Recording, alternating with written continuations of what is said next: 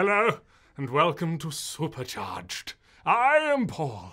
This is the show where I take the websites that you've submitted and I go through them and I look for performance issues and I try and figure out what they are and how we can do a better job. So, today I have Jai's weblog.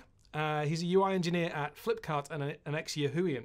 And when I saw this site, I thought, there's an interesting thing here. Not the page load, which we normally do, but actually this side menu caught my attention because I thought that janks a little bit when it comes out on a desktop. And I wonder if it's just doing something a little bit funny and what it would look like on a mobile device. So what we're going to do is we're going to hit Chrome Inspect, like so. I have my Nexus device, my Nexus 5 here plugged in. And what I can do is I can go and grab this URL and I can pop it in here and say open. And it opens a new tab on here, which is magical and wonderful. And it's going to load up. And I can do inspect and it brings up Chrome's DevTools, as we know and love. Awesome. So good. And that means that I can inspect what's going on the phone in just the same way as I would on desktop. Except that I also get this additional feature, which actually shows me what's on the device. So if I click on this, it actually happens on the phone. Or I can click on here, and it happens on the screen. It's magical. I love that. Even looking at what's on the phone, I can tell you that this animation isn't running at 60 frames a second. Let's give ourselves a baseline. We're in the timeline. So what we'll do is we'll hit the record button, like so, and I will hit that button over there on the phone. And you can see, yeah, goodness, okay. So it's just about 60 frames a second sometimes. And towards the end there, it's shooting off the top.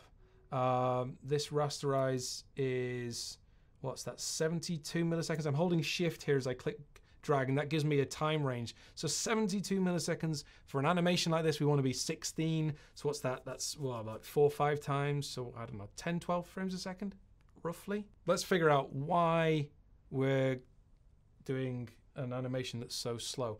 Right, the way to do this, let's switch off the device bit. Actually, no, let's leave it on. Why not? We're all friends here.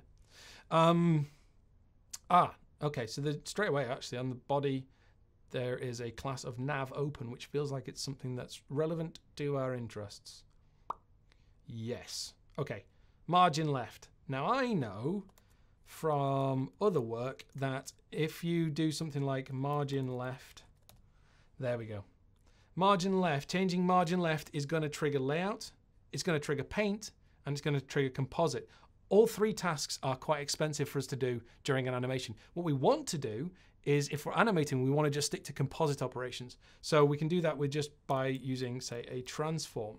And in this case, a transform of the whole body would actually work really well rather than using margin left. So what I'm going to do is I'm going to go back and check out csstriggers.com. I mean, I built it, so I'm going to, you know, promote it, but it's still pretty cool anyway. Let's have a look. We have DevTools open still. So rather than margin left, what do we say? We're going to do a transform, and let's translate X 15.75 EMs.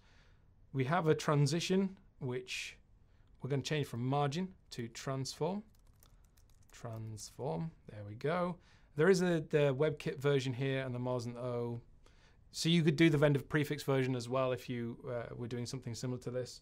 And let's see now. If we switch on show paint rectangles, so with that in place, does that work? Oh, it's still painting. What we need to do, what we should do is, since we are doing a transform, we should tell Chrome, in this case, that we will be changing the transform of the elements in question. So that there's a green flash there, which tells us that it's just promoted something to its own layer, I guess. So now if we actually leave the show paint rectangles on, yeah, there's a green flash where the button was, which makes sense because it's probably got a selected state. And now let's go back to timeline. Let's record again.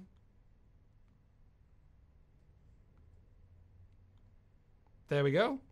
We've gone from 10, 12 frames a second in some places to 60. There's a little bit of a jump there, which may or may not be something depending on how we did. But you can see that we've hit 60 frames a second. We're in a really good spot. Instead of animating margin left or any of the properties that would trigger layout and paint. We just want to stick to things like transform and opacity where we can for animations, and certainly in this case we definitely can.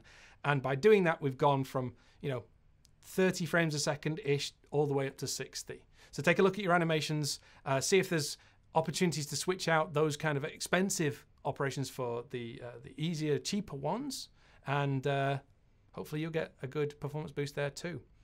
Don't forget to subscribe, and I'll catch you next time.